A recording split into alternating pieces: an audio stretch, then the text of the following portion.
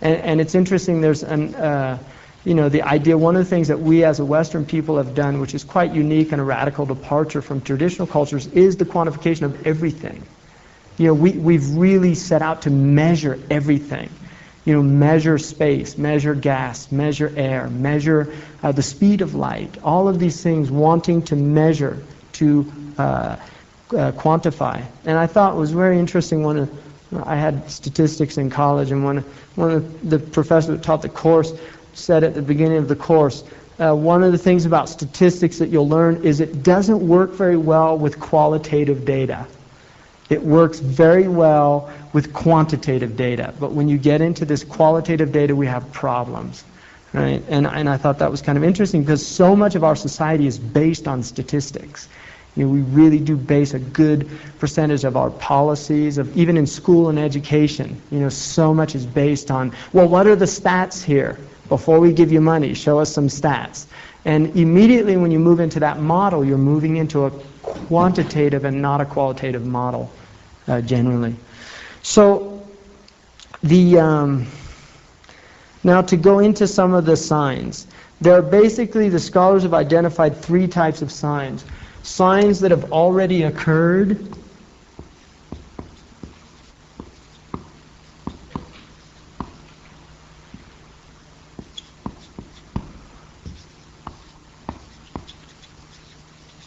signs that have occurred and continue to intensify.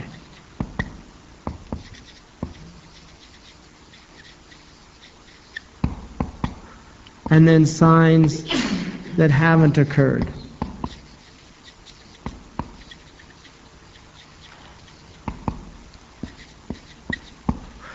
So some of the signs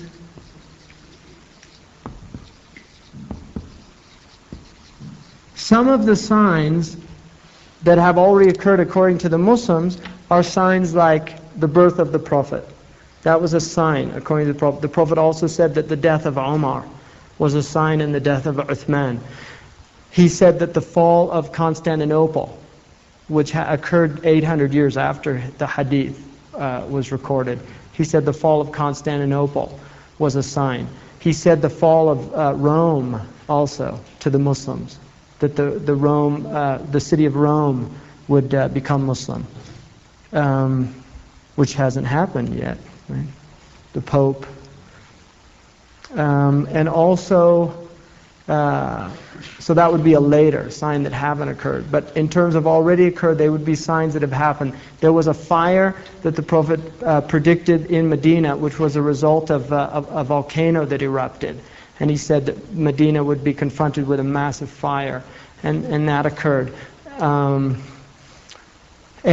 several other events that are mentioned in the tradition. The signs that have occurred and continue to intensify. One of them that the Prophet Muhammad, peace be upon him, said that one of the signs would be that intoxicants would be widely used. So you can see this happening in the Muslim world and just intensifying from quite some time ago. Another sign would be nakedness, that people would begin to remove their clothes. And he said until it would get to the point where people would actually walk around in the marketplaces in shorts with their thighs fully exposed. Right? It's in a hadith, al-mashyu fil aswaq wal afkhadu badiyatun, walking in marketplaces with the thighs fully exposed. He said also that people would have sexual intercourse in front of other people, was a sign of the end of time. He said that it would get so bad that you would see people fornicating in public places, and the best people would be people who would say, can't you do that somewhere else?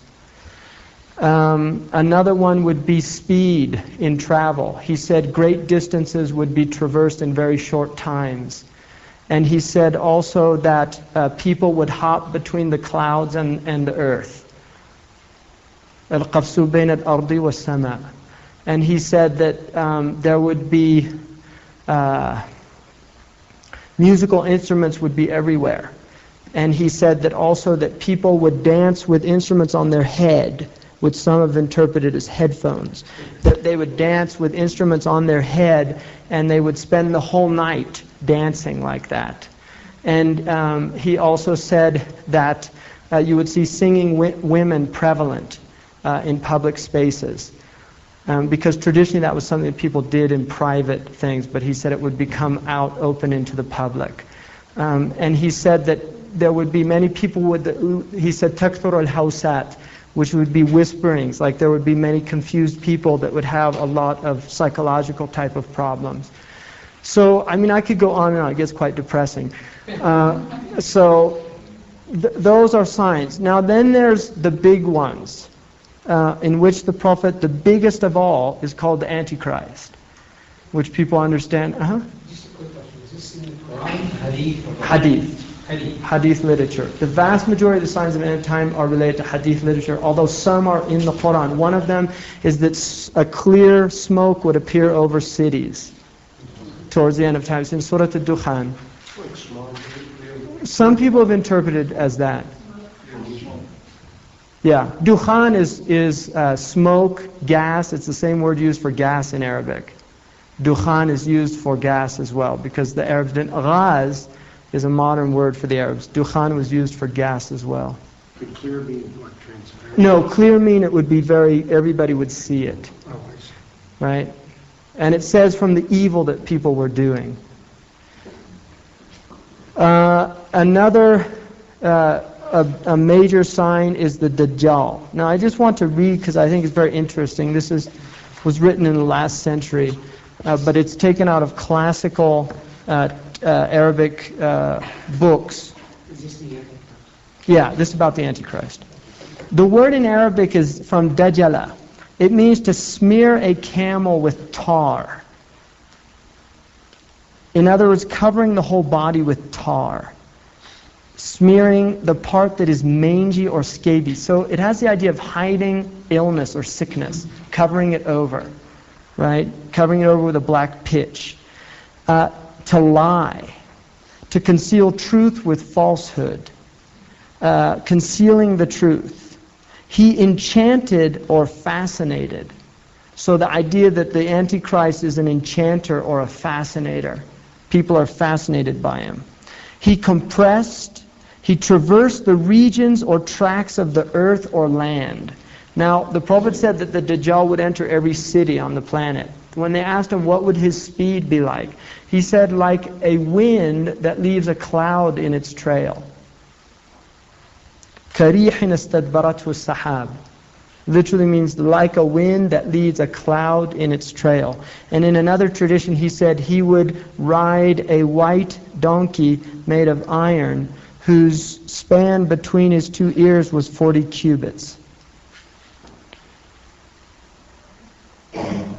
Baghlatun min hadid, as the hadith says. And then he says, to confuse, to mix things, having one eye. The Prophet Muhammad, did you have a question?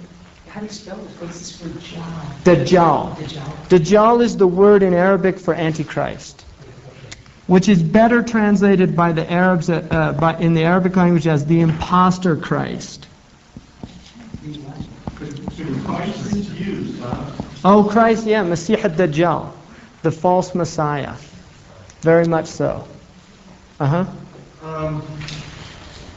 In Islam, the concept of the Messiah is a one-time thing represented by Jesus of Nazareth. Or Yeah, Jesus is seen as the Messiah. the Messiah. So this is an anti. This is going to be anti-Jesus. Christ. Yes. Okay. And it's interesting because if you study the Islamic Jesus, I think it gives you a very good picture of the idea of an anti-Jesus. Because anti in Greek, antis also means in place of, instead of.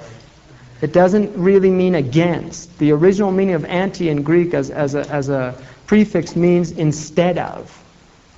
And that's closer to the Arabic interpretation, which is imposter or in place of, pretending to be. The Islamic Jesus, and I actually translate, I'm hoping to get it out this year, but I translate all of the Arabic sayings of Jesus.